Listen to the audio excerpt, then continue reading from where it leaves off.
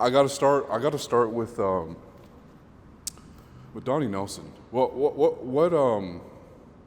was your initial reaction to just his resignation / firing, however you want to look at it? I was personally devastated by it because, I've known Donnie a really, really long time and felt a good relationship with Donnie, but that's not, special to me. That's everybody that knows him. He's just an extraordinary guy. I feel like he's been responsible for the greatest things that have happened for the Mavericks post-90s. I feel like he's got a high acumen for the job. I love how he knows everybody in the league. But he's been here a really long time. And so, whatever did or did not happen behind the scenes, that's for, Donnie and Mark and Rick and whoever's involved in that group at the top to know, the story on all that. But just from a personal standpoint, I was very upset because I just think so highly of him and care for him so much. And I think he's done a really amazing job. And I also think that, some media and fan base hold him accountable for things that he wasn't responsible for. So that's a tough thing. But, dude, he was with this organization for 24 years. That's an eternity for any person to be with a pro sports franchise. So I see both sides of that coin. Well, and as well, I wanted to ask you, the Tim Cato report in the Athletic, do you think that is kind of what blew the top off with this, or was there something deeper going on that no one even knew about? Well, I certainly think the things that were detailed in Tim's article are problematic for how a front office would function, along with the coaching staff and all those kinds of things. If that story's 100% accurate. Obviously Cuban tweeted to the contrary. But I think if there wasn't a degree of dysfunction, there wouldn't have been a parting of ways with Donnie. So, that's sort of for us to kind of sift through and try to figure out what we believe and what we don't believe. But I don't know that I think Tim's article led to that happening. By all accounts, which I do believe to be accurate, Mark and Donnie parted ways on Sunday, and the article came out on Monday, and they were aware that the article was coming out. I do know that, but so I think it had been, if brewing is the word, or in the works, and it could have been in the works for a couple of years, right? I don't think it was a sudden decision. I don't think it was a spur-of-the-moment thing based on an article. I think it was something that they had been working towards, or in this case, working away from. And I think if you look at the moves that they've made since then, it was pretty clear Mark wanted to go in a different direction with his team. Did you even hear of Vegas Bob before this? What did you make of this whole situation? I actually, how you have like internet relationships with people, like your friends on Twitter, or you're in each other's DMs or whatever. So I've known Bob since 2012, I believe. He actually tweeted me during a game one time to say something that wasn't very nice. But we worked through it, and then I would say had a very friendly, in my estimation, it was a very friendly social media relationship. And, I went back and looked at the text the other day when the story broke. I texted, I was like, you didn't tell me you were coming in. He's like, oh, yeah. And he actually, I think he had mentioned, I was at Mavs practice, and I was sitting there talking to Kiki Vandeweghe, who works for the league. This is 3 years ago.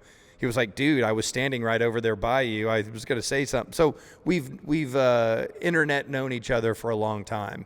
And I don't have negative or overly positive or overly negative, feelings about Bob. I respect what he's carved out in the world. I think it's pretty extraordinary.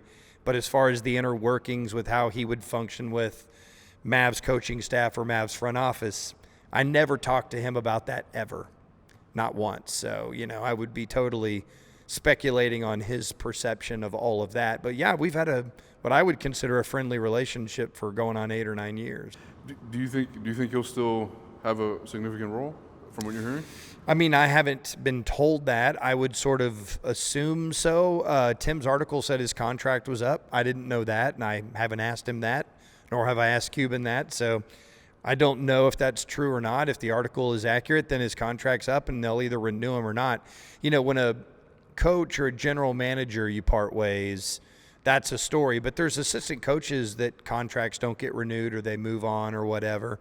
And that happens with front office personnel, various scouts and things like that too. So I think if Bob were to move on, I don't know that it would probably be a big, huge story. I think probably someone would look up, a media person would look up and go, hey, Bob's not around anymore, and start asking around, and an answer would come up, or the season starts and you see Bob around. So I don't know. And I think if I hit up Cuban and said, hey, is Voulgaris' contract going to be renewed? I think he would give me the big stay out of it, it's none of your business kind of routine, like in a nice way, you know. So those are questions that I don't ask. I got you. And you know, another significant part of this is Donnie leads to Rick. One probably doesn't happen without the other, right? That's interesting. I don't know. It's kind of hard to separate one without the other now that we know that Donnie and Mark parted ways. But I would think that you know, Rick has been the head coach for 13 years, and for 10 of those consecutively hasn't won a playoff series. That's pretty unprecedented in pro sports. Like, I don't know. I'd have to go look it up. How many coaches go a decade without winning a playoff series, or in the case of the NFL, a playoff game, and they don't? I mean, who? Marvin Lewis, I guess. So it's very few. So, you know, I think Rick had a couple of years left on his contract, and I think once he knew that they were getting a new GM, most GMs are not going to retain a coach that hadn't won a playoff series. And so I think Rick knew. So I think he tried to position himself to go get a good job while they're out there. And I think his relationship with Mark is probably pretty good. Seems like it's good. Mark said nice things. And so, you know, letting him out of his contract to go pursue another job when he likely wasn't going to be retained makes a lot of sense for both sides. Do you how much do you think it's multiple things when something like this happens? It's not just like one. Like, it wasn't just Donnie. Like, how many? Like, do you think that there was a Luka Rick Carlisle rift? I don't know that I think that there was like an incident or anything like that. I think, you know, it's pretty obvious that Rick treated Luka differently than he would treat other players normally, right? I mean, I think that was pretty obvious. Very early on in Luka's rookie year, he was given the keys to the castle, and that's very un-Rick-like. So Rick made concessions for a special player. But, you know, a lot of the fan base speculated, watching the way they interacted, that they didn't get along. I think it's safe to say, you know, dude, Luka's a 22-year-old international superstar. How many 60-year-old hard asses is he going to get along with, period? Like, it's very unlikely they were going to find some great bond, you know. I'm sure Luka learned a lot from Rick. He's a very smart basketball guy, but it didn't seem likely that their personalities were going to mesh, even if you knew, you know, whatever you do or don't know about Rick or Luka, it just seems like unlikely that they would vibe. And Rick has since joined the Indiana Pacers. I'm curious, though, what did you think of his kind of endorsement of Jason Kidd, almost leaking the Kidd hire? Yeah, I hated it. Yeah. I hated it. It's none of his business, in my opinion. And it was a real giant ego move to do that. I think he should have very respectfully not talked about that. I thought he was way out of line. That doesn't need to happen.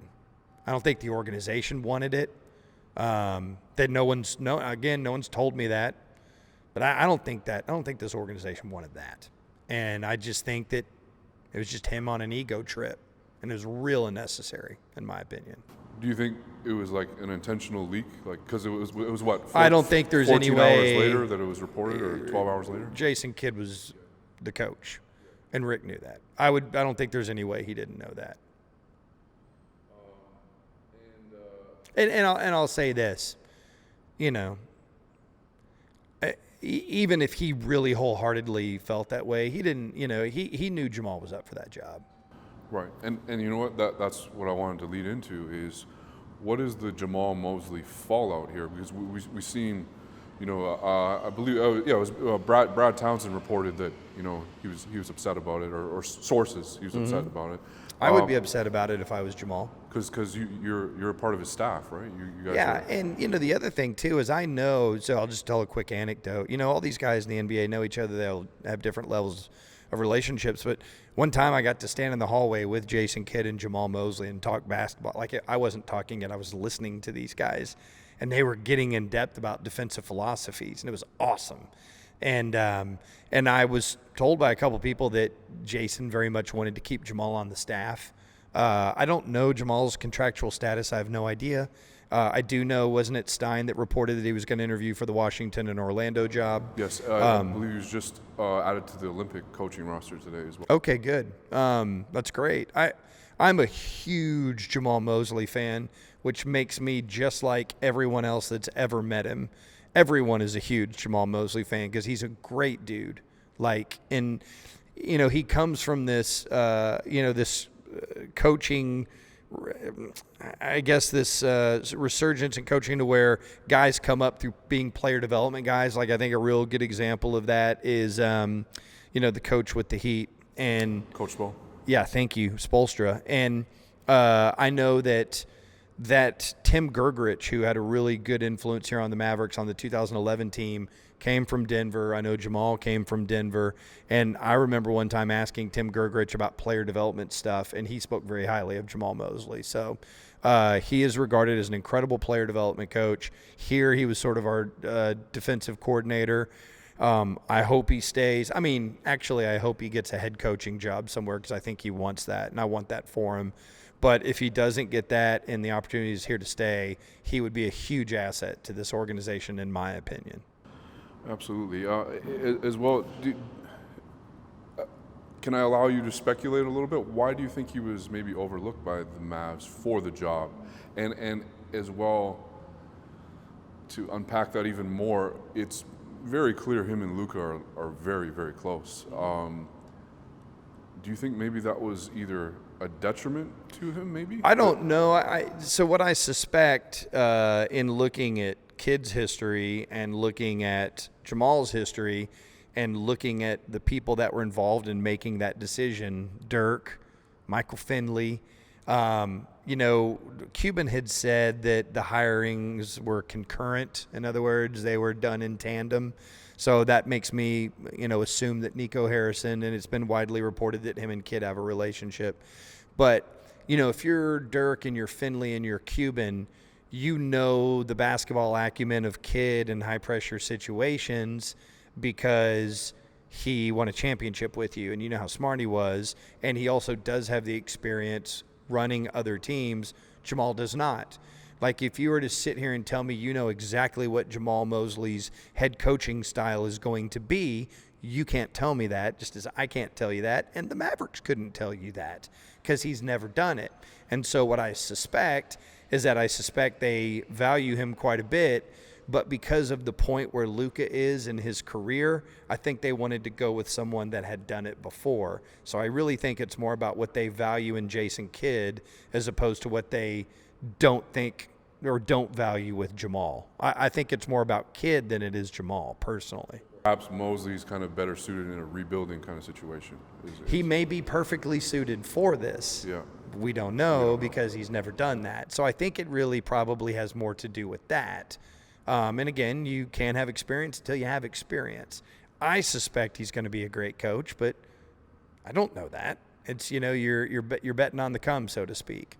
And I just think that those group of guys, Cuban and Finley and Dirk, and I can't really speak on Nico in that regard, but I think they're very comfortable with Kidd's basketball savvy and how that might, merge with Luka's burgeoning abilities to be a coach on the floor and minimize needing a big-time X's and O's guy. Like LeBron doesn't need a big-time X's and O's guy. Chris Paul doesn't need a big-time X's and O's guy. Luka will be one of those people that doesn't need a big-time X's and O's guy. They're great. They're great to have, but I don't know that that's one of the things that a coach that coaches Luka needs more than other stuff, because I think that his innate ability to understand the game and see things develop, makes up for the perceived lack of that by whoever is or isn't coaching him. Right on. And obviously, we've hinted at it here or dived into it a little bit, but just the hiring of Kidd, the hiring of Nico Harrison. What was your initial reaction? What did you think of that? Well, I was really excited when I heard the Nico Harrison thing because me and Ben have known him for 12 or 13 years. We were laughing about this on the air. We had to look, but he was on our phone as Nico Nike, because when I met him walking around the halls of the AAC, he was the Nike guy. And, back then, Ben and I had no clout or, media collateral or, we were nobodies, right? And he was nice to us. And that's always interesting when people are good to you when they stand to gain nothing from it. That, you know what I'm saying? And especially in a business like that.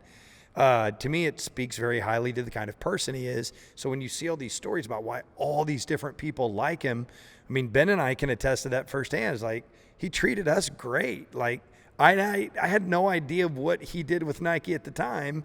I just knew all the players liked him. You saw it. And so that was really cool to know that, okay, he's ascended to this, and now I've always seen how he interacted with people and liked it and felt good about that. And then obviously as we've learned more about his role with Nike, it makes sense that he would be a GM candidate. I mean, if you look, the Knicks hire Leon Rose and the Suns hire Babby and, Pelinka in LA. I mean, that's agents and sneaker business and talent evaluation are in a lot of ways all very similar. And obviously Nico has the relationship with Luka. There's obviously Bill Duffy ties to Kidd, Luka, Nico. So there's a lot of ties here. Do you think this, because a lot of Mavs fans are speculating, what does Luka think, right? Do you think Luka is behind these moves? I don't think he's behind them. Sorry, approves of these moves. Let me rephrase that. Yeah, my understanding of the whole way Luka operates on stuff is he's not going to go tell everybody what they should or shouldn't do. I think he's respectful of that. Star players have that kind of leverage in the NBA if they want it. My understanding has been that he's not necessarily flexed all that. But if you look at who these people are, yeah, I think very much Luka's going to approve of that and feel good about that. And I think it makes a lot of sense that Dirk asserted himself in the process because those Dirk-Luka ties, I think, are stronger than our fan base realizes. I agree with you, and I did want to ask you about that as well. What do you think of what is Dirk's whole place in this and what have you made of that hire as well? So I don't know enough about it yet. My kind of initial thought is it feels a little bit like what Michael Young does for the Rangers. But it's obviously different because this is a very small group with the Mavericks, and they've all been through so much together. I think like when people evaluate the Kidd thing, what they need to realize, Jason Kidd handpicked Dirk Nowitzki for his last shot to go win a ring. Like he forced his way to Dallas. That means something. That means something to Dirk. That was the only press conference I ever went to where Dirk was sitting in it. Dirk sat 2 rows behind us when we traded for Kidd. Dirk, that was important. That was an important moment in Dirk's career for those two guys to come together for that. So they have a special bond.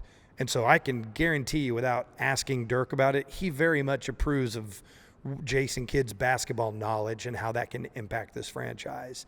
And the other thing that people need to realize is that Dirk has a relationship with Cuban. He has a relationship with Finley. He has a relationship with Donnie Nelson. He has a relationship with Rick Carlisle. There is a street outside that arena that has his name on it, and there's going to be a statue outside of that building. Dirk very much wants great things to happen for the Mavericks. And so I know people said this is token or PR move or whatever. I think that's kind of insulting to Dirk, quite frankly. Dirk didn't have to stop being a part of what he was doing in Switzerland with his wife and family to be a part of this process. And I think it's pretty short-sighted of people to suggest that. And I think they're kind of being disrespectful to Dirk when they do it, quite frankly. That's a good point. Dude, he cares. Absolutely. He doesn't let businesses just use his likeness to endorse him. Why would he let the Mavericks just do a PR move to do something he doesn't believe in? Right. It's not really how he gets down, man. Right. So. How much of Dirk, Kidd, Nico, how much of that do you think is possibly Cuban realizing that free agents have been difficult to get? He knows. He knows. He knows. You know, I think he's done evaluation here. Now, whether he's done all the evaluation the fan base wants or whatever, I don't know. But, I mean, you know, Nico is a very strategic hiring. And I think having Dirk and Finley be a part of this process is very strategic as well. He's looking at things that have been successful, and he's also looking at new ways. And he also very much knows, you know, it's an agent sneaker-driven league. And he's tapping into that very much. If you look at a lot of the personnel moves that were made in the post-championship, you know, 2014 and 15, you know, a lot of that is very agent-driven. And so, you know, it didn't get him where they wanted to go. The final years of Dirk's career were not what they wanted him to be. Obviously, they screwed the pooch by not drafting the Greek Freak, but had they done that, we wouldn't have Luka right now. So I guess it's all in well that ends well. But he, I think he's evaluated this, and it's like, these are areas where we are coming up short. These people will solidify it. I think he very much reevaluated everything. And can I allow you to speculate on a pie in the sky move? Sure. So a lot of NBA fans have noticed the relationship between Nico and Damian Lillard. Mm-hmm. Do you think there's any scenario where Damian Lillard could be a Dallas Maverick? All I'll say about that is that if I was the general manager of the other team, I think I can, if I do decide to part ways with one of the 6 or 7 best offensive players in the league, I think the deals that I could get are a lot better than what this particular team has to offer. So I know, you know, I mean, I look at what Sam Presti did in Oklahoma City, and he very much deliberately tried to accommodate these star players. And Portland is in a similar situation. They're not as small a market as Oklahoma City, but they're, you know, certainly a small market team. So, I mean, I get that part of it. But, you know, Dame's under contract for at least 2 more years. So I'm not just going to take a bunch of junk back, or not junk, but I'm not going to take lesser packages back when I know if I'm going to trade the dude, there's some places I could trade him where I could get a lot. I mean, a lot. Ben Simmons, maybe? I mean, I think he personally, and I think Ben Simmons is better than he's being talked about right now. I think him and Joel Embiid is a really bad mix. I think Ben Simmons is a point center in this league, and so playing him with the best center is probably not ideal. I'm not trying to make up for his shortcomings. He has them. But, I mean, I think even better packages than that. I mean, it's Damian Lillard, dude. He's an extraordinary player, and he's 30. So it's not like, you know, he's washed or anything. I think you're getting an incredibly motivated player that can win a series by himself. So you can get a lot for him. Absolutely. Yeah. Unpack the Mavs season. Clippers series. Man. What did you make of the series and just the whole season as a whole? Well, you know, the season was weird with injuries and starts and stops and all those things. I mean, it's very clear to everybody Luka's a top 5 player in the league. You take that out of it. They certainly need another initiator, instigator, offensive catalyst. So it's not it can't be, you know, our fan base reacted so crazily to the stuff Donnie said and it was like everything Donnie said was accurate. Like, if you talk to a basketball person, they'll tell you the same thing. It's no different than what people were saying about James Harden before they went and got, you know, Chris Paul and all that. So I thought all that was accurate. If you expect Luka to go win a championship by himself, it's not going to happen. And if he has to do every single thing by himself, he'll wear down at the end of games, which is why he was not as good at the end of games. So all those things are true. They're not criticisms. They're truths. So he needs someone to take the offensive burden, and, you know, Porzingis is a guy that can fill it up. He's proven that, and I know he had a piss-poor playoff series, but they need a creator, a secondary creator. And if they are not going to give the ball to Jalen Brunson and let him be that, then they need to find that. I understand and supported the Josh Richardson move. I thought it was a good move. It didn't work out. The logic behind it was good. And then going back to your original question, the Mavericks had the Clippers on the ropes and let them off. And that's what young inexperienced teams do, right? It's very much like the 2006 Mavericks, except they did it in the finals. They had them on the ropes and they let them off. And that's the story of it. And while everyone's acting like it's the end of the world, so what's a worse performance, Dallas or Utah? Utah lost in 6. They were the number 1 seed, and Kawhi Leonard missed 2 of those wins. So as we're doing this evaluation, do we still burn the world down? Is Utah a lesser team than the Mavericks? Like, how are we evaluating this? That's an excellent point. But they're going to get better. And I realize the frustrations, and I realize they didn't live up to certain things. But, I've said this a few times. I can remember doing, sports talk radio and being on blog. Not back then, it was message boards, and people talking about Nash, Dirk, and Finley will never get it done because there's no closers on that roster. That was a popular opinion in Dallas in the early 2000s. So, we're talking about very young NBA players. You mentioned Damian Lillard. He's 30. Are we going to trash him? It's like, odds are your team's not going to win a championship. That's odds. Even great teams, Philadelphia. Odds are you're not going to win a championship. So I understand the fan dissatisfaction. I always look at it as, do we have a chance? Do we have a chance to get better? Do we have opportunities to improve? Do we still have tons of upside? All those questions are answered yes. They're all resoundingly yes. So, the end of the world stuff, it just doesn't resonate with me because I don't look at it that way. Well, yeah. I mean, if the Mavs win that series, don't you think, given what's occurred, don't you think they have a real shot at the finals? Absolutely. Absolutely, I do. I don't think either team, a compromised Clipper team, or I really love the Suns, but Chris Paul's the only one that really has experience. That he said those Ayton comments. I didn't realize how good I was. It's like, so yeah. I think the Mavericks absolutely would have had a chance. And I did want to unpack something you said there. The Donnie comments about Luka. Do you think that was also maybe an indictment? Because it was possibly taken out of context, right? That's what you were hinting at. Do you think as well he was maybe indicting himself that he needs to, that he needs the players to be able to do that, to not have to do everything? Yeah, that's a good question. I don't know, and I didn't ask Donnie about that.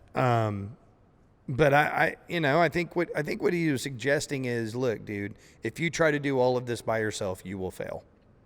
You will. No player's ever done it. Not one. So that's an area of growth.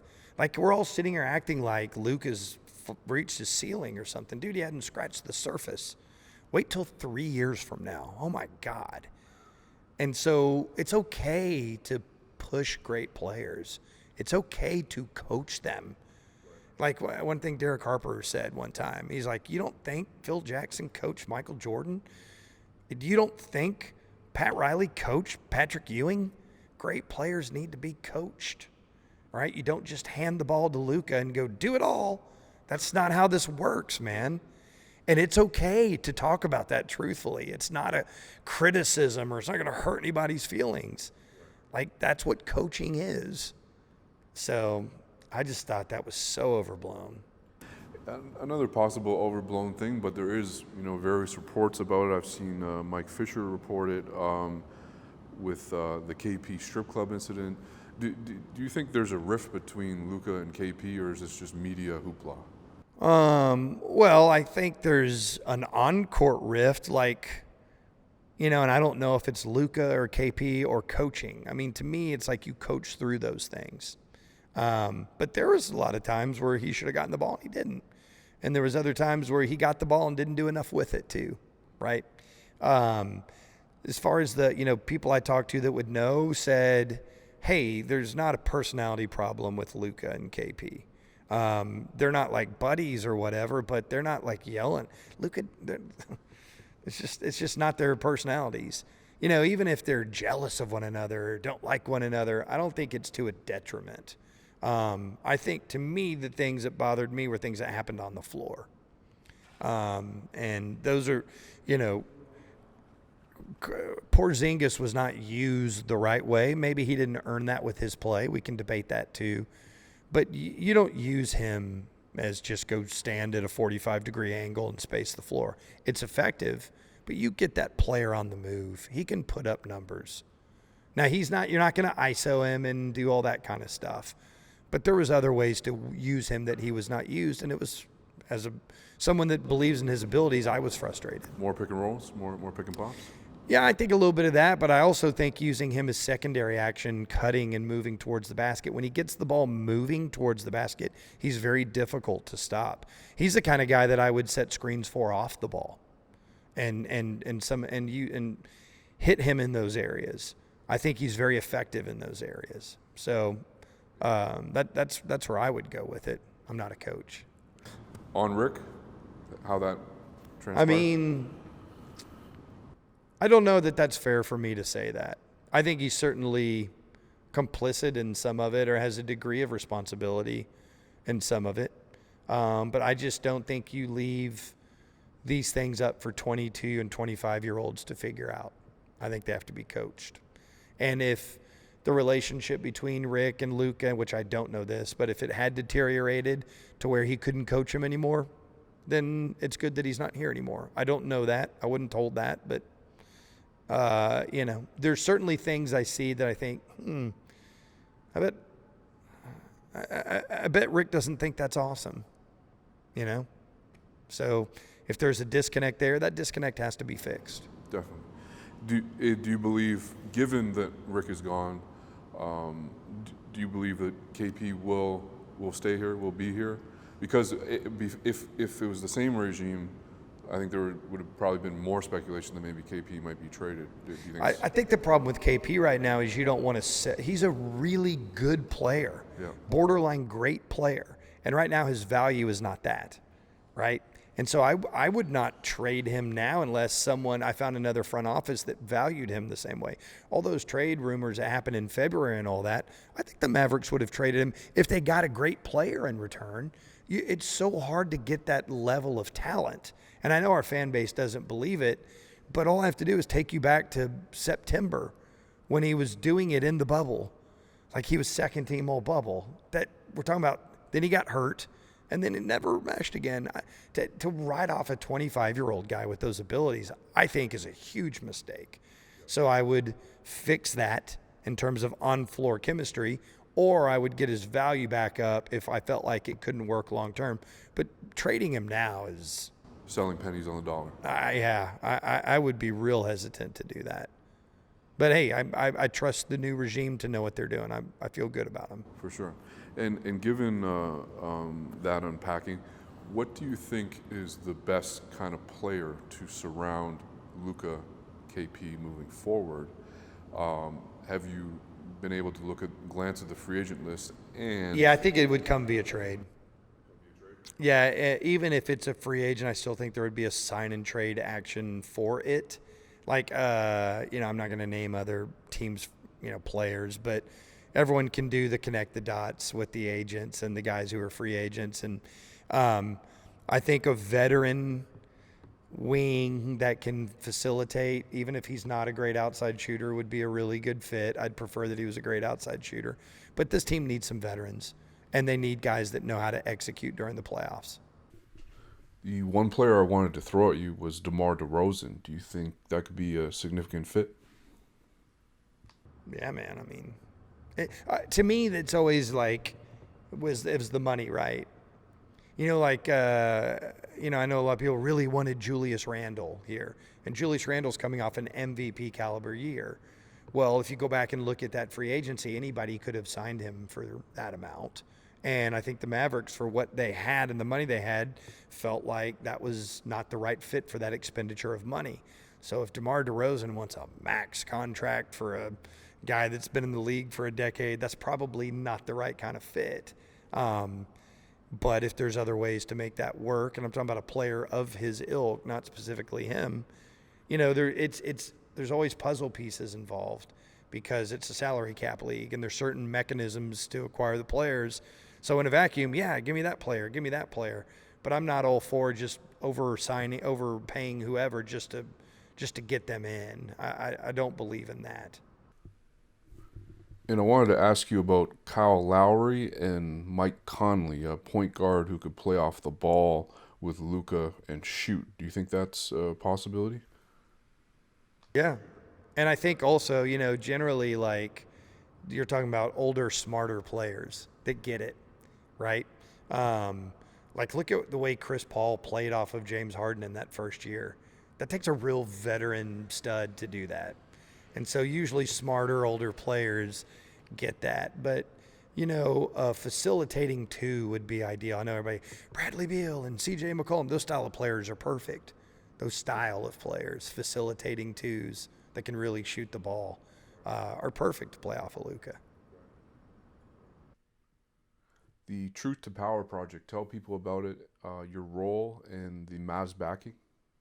Yeah, thanks for asking about that. That's like something that we've been really excited about and working on it for a year. Truth to Power project was just kind of we've been calling it a creative endeavor because a lot of us are kind of also work in the music business, and we see a lot of similarities between the music business and, I should say, the music world and the sports world, the way people work together, the way they find commonalities, different backgrounds, do amazing things together, and it's a real inspiring kind of thing. And so we decided to do this creative endeavor and sort of merge the worlds of music and sports. And so my partners on it were Luke Sardello of Josie Records and Keith Young of Medicine Man Revival. And between the three of us, we kind of knew all these artists that we thought we could get involved, that cared about these same types of things, which would be trying to contribute to reverse the tide of systemic racism. It has so many different impacts, negative impacts on a community. And so what are some of the things that we can do to reverse that? And so instead of starting a nonprofit, we partnered with nonprofits that were already doing that kind of work. Four Oak Cliff is one, which Taylor Toyne started, an incredible organization. He's helping the zip code he grew up in, giving some people some opportunities. He's built a community center there. Amazing dude. Music Forward is a program, the House of Blues.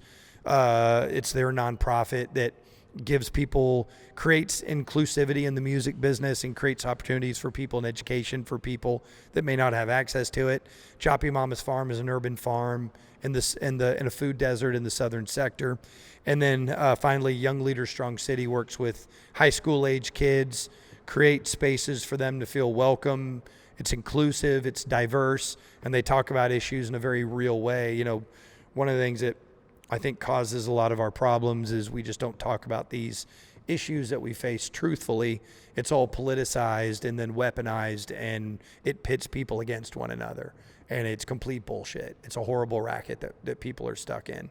So our goal was to engage people with music and sports, get them to talk about these things truthfully, and then engage with nonprofits in their community that believe in those same types of things. And we have Leon Bridges and the Black Pumas and Sarah Jaffe and Sam Lau and Cure for Paranoia and Flower Child and all these amazing artists from jazz, soul music, hip hop, psych rock.